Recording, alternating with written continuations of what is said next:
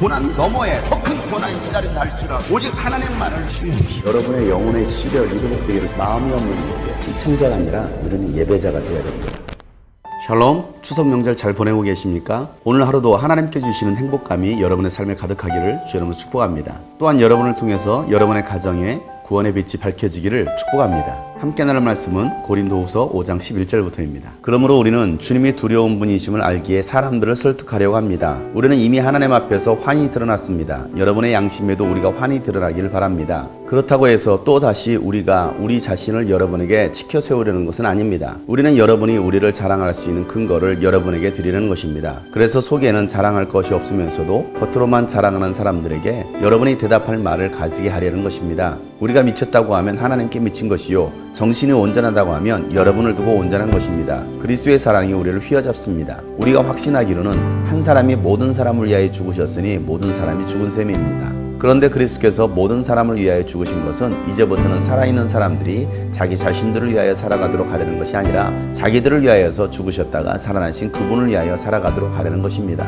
그러므로 이제부터 우리는 아무도 육신의 잣대로 알려고 하지 않습니다. 전에는 우리가 육신의 잣대로 그리스도를 알았지만 이제는 그렇지 않습니다. 누구든지 그리스도 안에 있으면 그는 새로운 피조물입니다. 옛것은 지나갔습니다. 보십시오, 새것이 되었습니다. 이 모든 것은 하나님에게서 났습니다. 하나님께서는 그리스도를 내세우셔서 우리를 자기와 화해하게 하시고 또 우리에게 화해의 직분을 맡겨주셨습니다. 곧 하나님께서 사람들의 죄과를 따지지 않으시고 화해의 말씀을 우리에게 맡겨주심으로써 세상을 그리스도 안에서 자기와 화해하게 하신 것입니다. 그러므로 우리는 그리스도의 사절입니다. 하나님께서는 우리를 시켜서 여러분에게 공고하십니다. 우리는 그리스도를 대리하여 간청합니다. 여러분은 하나님과 화해하십시오. 하나님께서는 죄를 모르시는 분에게 우리 대신으로 죄를 씌우셨습니다. 그것은 우리가 그리스도 안에서 하나님의 의가 되려 하시려는 것입니다. 아멘. 고린도 교회 안에 있었던 거짓 교사들로 인하여 고린도 교회 성도들이 많이 미혹되었습니다. 하나님의 진리에서 떠났고 바울이 가르쳐는 그 복음에서도 많이 떠났던 것입니다. 그들의 신앙이 변질된 겁니다. 이단들은 그럴듯한 말로 속입니다. 귀신의 가르침은 성경 외에서 말하는 것이 아니라 성경 가지고 미혹하는 것입니다. 그렇게 믿음에서 변질되고 떠나는 그 고린도 교회 성도들을 향하여서 바울은 이와 같이 편지를 쓰고 있는 것입니다. 하나님은 두려우신 분이시기 때문에 바울은 이들을 설득하려고 하고 있습니다. 하나님 앞에서 감출 수 있는 것은 아무것도 없습니다. 우리 양심조차 우리는 감출 수 없습니다. 바울이 자신을 자랑하려고 이와 같이 편지를 쓰고 있는 것이 아닙니다. 고린도 교회 성도들을 미혹했던 거짓 교사들은 속으로는 자랑하는 것이 없는데 겉으로만 자랑하는 사람들이었습니다. 다시 말해 영적인 것은 전혀 없는 것입니다. 성령의 역사가 없습니다. 겉으로 보여지는 율법의 행위, 의식적으로 보여지는 자신의 자랑거리들만 가지고서 마치 자신들이 하나님께서 세우신 사람인 것처럼 그들을 미혹했습니다. 목사라고 장로라고 해서 그들이 속으로 자랑할 것이 있는 사람이라고 생각해서는 안 됩니다. 얼마든지 겉으로 자랑되게 보일 수도 있습니다. 영적인 것이 전혀 없음에도 말입니다. 그래서 바울은 이렇게 말하는 것입니다. 우리가 미쳤어도 하나님께 미친 것입니다. 정신이 온전하다면 여러분을 위해서 온전한 것입니다. 라고 말을 하고 있습니다. 그렇습니다. 우리의 정신은 온전하고 오직 하나님께는 미친 사람들이 되어야 됩니다. 영적으로 미친 사람들, 예수에게 미친 사람들, 그들은 그리스도의 사랑이 휘어잡힌 사람들입니다. 예수 그리스도의 사랑이 나를 휘어잡아야 됩니다. 여러분을 휘어잡아야 됩니다.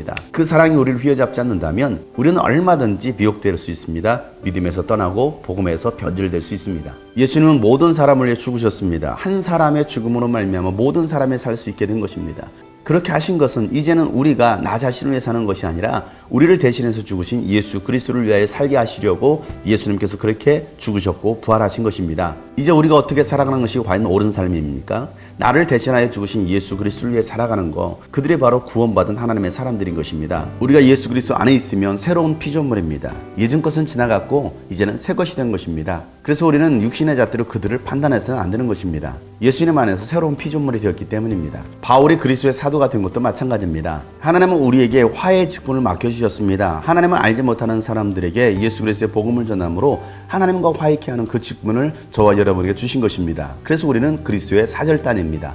바울은 하나님께서 사람들을 화해케 하라고 직분을 맡겨주셨기 때문에 그 직분을 가지고서 하나님과 멀어진 그들을 화해케 하는 일을 하고 있는 것입니다. 예수님은 죄가 없으신 분이십니다. 죄가 없으심에도 불구하고 죄인인 우리들을 대신해서 예수님께서 우리의 모든 죄를 지시고 죽으신 것입니다. 그래서 이제는 우리가 그 예수님을 믿으면 그리스도 안에서 하나님의 의가 되는 것입니다. 사랑하는 여러분, 이 추석 명절에도 하나님을 알지 못하는 이들에게 하나님과 화해케 할 수 있는 그 직분을 여러분에 주셨기에 하나님과 화해케해서 그리스도 안에서 새로운 피조물 되게 하는 일을 여러분 감당하시길 바랍니다. 저와 여러분은 그리스도의 사절단입니다. 이제는 나 자신만을 위해 사는 것이 아니라 나를 대신하여 죽으신 예수 그리스도를 위해 살아가는 그리스도의 사절단, 바로 여러분입니다.